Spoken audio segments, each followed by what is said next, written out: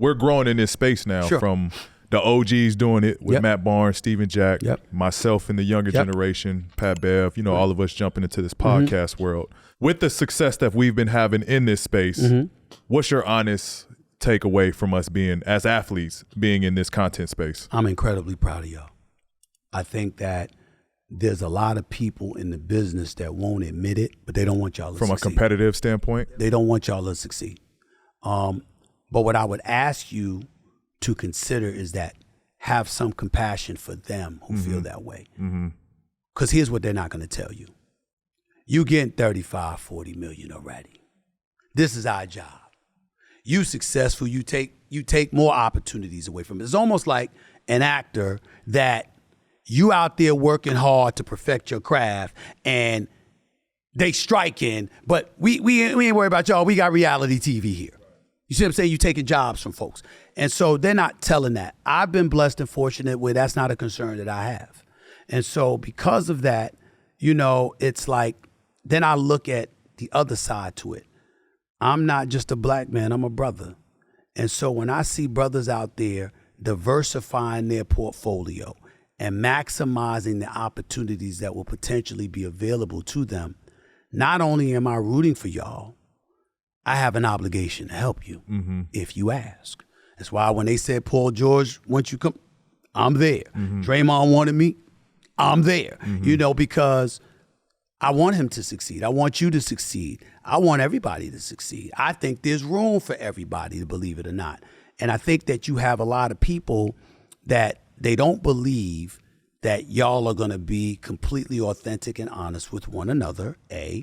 They don't believe that you're really, really going to invest yourself in this industry. Number two, they think you're doing it just to kick out the fourth estate, which is the media, and to talk amongst ourselves.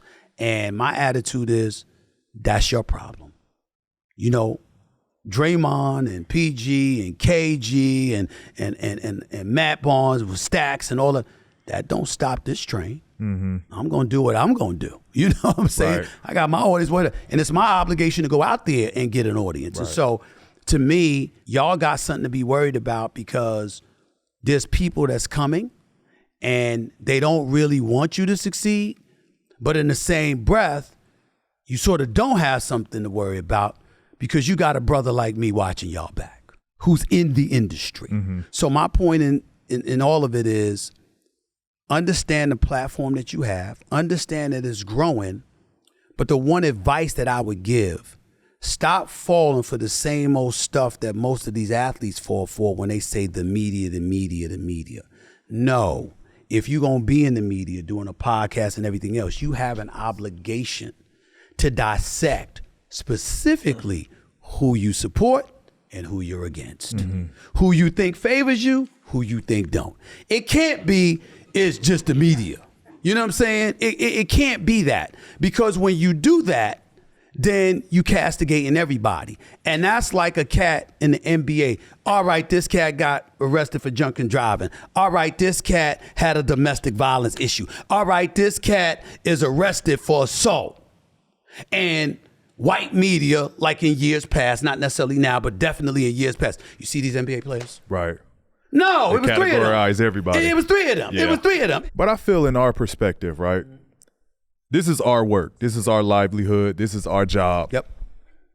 And I felt this way for part of my career. Sure. Of like, damn, I'm off the media too. Yep. I don't want to talk to this person. Yep. I don't want to talk to that person. Leave me alone. Right? They beat me up enough. They've said this thing about me. Granted, like, I'm trying the best that I can. Sometimes I come up short. That's cool. I got to live with that. Right. That's not for you to dissect and tell me I should have did this. I know what I got to do. You know what I mean? Right. So when it comes to that, it comes to a point of, like, at that point, I'm going to just remove myself. Got you. And I'm going to take myself away from talking to the media. Right. Because regardless what I say, it's going to come out the wrong way anyways. Right. Whatever point I'm trying to make, they're going to take that and run with it. Well, I got it. And so that's what brought me to the conclusion of doing my podcast. Right. Because now I can express how I feel. I can say what I want. And I know it's coming straight from the mouth of me. I don't got to worry about clickbait. Someone I had this conversation with this personnel, and this is the part that he wanted to put in his story. It's coming from me now. It's my story. That's cool. And you're right to do that. You're not wrong. Right? So anybody that tells you you're wrong is wrong. But there's a flip side to it that you might not have considered. Did you know that if a reporter walks up, let's say, for example, Paul George is, yo, man, I think I'm worth $50 million. I want this contract. And then you struggling. Do you know that if that reporter goes up to you and doesn't ask you about that, the editor's like, come here. Why do I have you on the beat? You going home. You got to understand that everybody has a job to do. A lot of times, particularly if it's a beat writer and it's somebody that's in that locker room after every game and is talking, is cultivating a relationship with you, they know you, so the last thing they want to do is come up to you and ask you that question. They have no choice because their job is on the line. And no matter how bad your game was that day, your contract guaranteed. And it's for a gazillion times more than that journalist made. You know, you got cats that, and they're going to remain nameless as players, because I'm not going to do that to them. But when I went hard on a couple of superstar players, I happen to know for a fact they tried to get a couple of journalists fired. And it's because the journalists asked them about something that they were hearing. And they brought up the brother. But when Woj reported it, or Shams reported it, you ain't say shit. Now, see, that's when Stephen A., now that Bronx, that Queens dude comes out. Oh, so we gonna call a brother out making 75, 85, maybe 100,000 that they can wipe off the map in a heartbeat, and you fucking know it. And you would do that to him. But the white dude, Woj, Shams, whatever, and I work, Woj and I have a good relationship, respect the hell out of him. He's the ultimate insider, stuff like that. Shams does a great job as well. I'm not throwing no shade on them. Right. I'm saying, I'm watching the athlete. You said nothing. You said nothing. And that's when you see me, you like, what's wrong with Stephen A? Why he coming like that? What's going on? Because I'm pissed.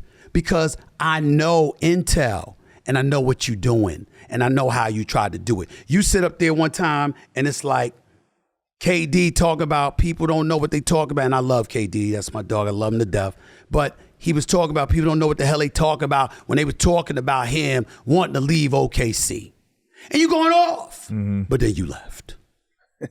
You left. You see what I'm saying? They weren't lying. They weren't lying. You know, I mean, it's like you see cats and it's like, yo, you making tens of millions per. You getting mad and trying to end the careers of cats, because if they get fired, how many brothers gonna get fired? You working at Yahoo Sports, you working at ESPN, you working at some other network, and you get bounced out. How many brothers you can look at and say, yo, you gonna have another job tomorrow? It ain't like that. And it doesn't ever cross their mind. And so for me, I understand what you're saying, but I would use Roy Williams, a former basketball coach in North Carolina. He was at Kansas. They lose the national title game. And the reporter has to ask him, are you going to leave Kansas City? Kansas, is this your last game? Are you going to North Carolina? Now, who the hell don't know? That's the worst. That's the absolute last question he wants. He just lost the national title. He got kids in the locker room crying. Nobody wants to do that. That reporter had no choice because the producer's in her ear and the bosses are back in the studio. You better ask this question. And by the way, it's not subliminal. They literally have an IFB in their ear and they're telling them, ask the question. Ask the question. The difference between me and most, I have the power to take the IFB out. Shut the hell up. I ain't asking that. This is what I'm going to ask.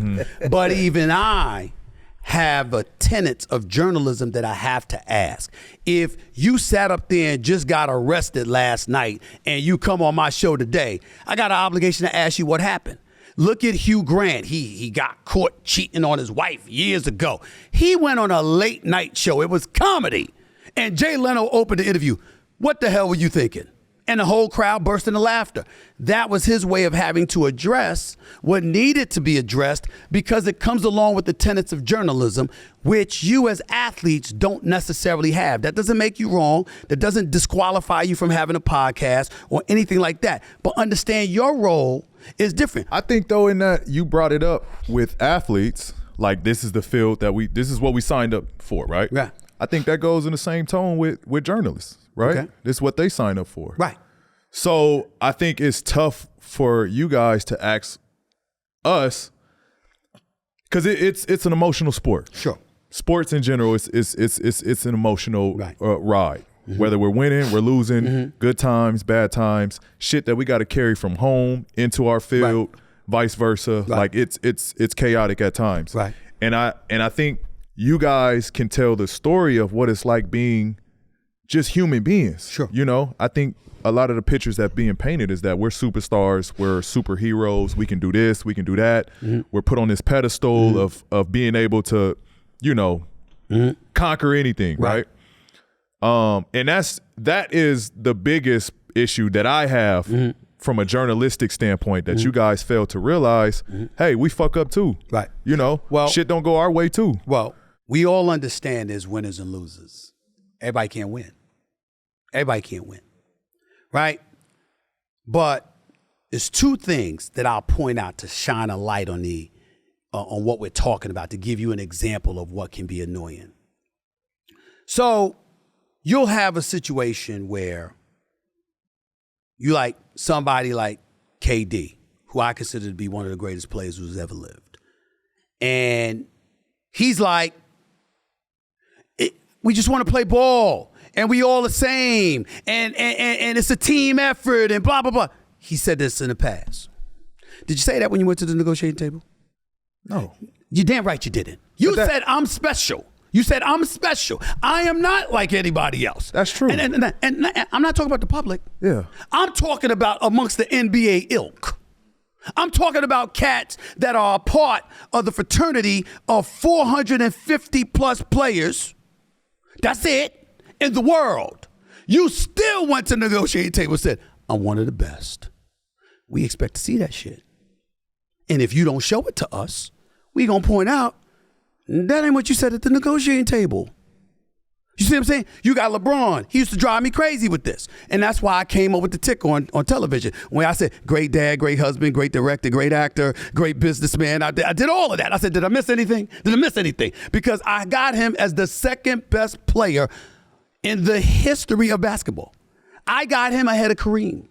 I got him behind no one but Jordan.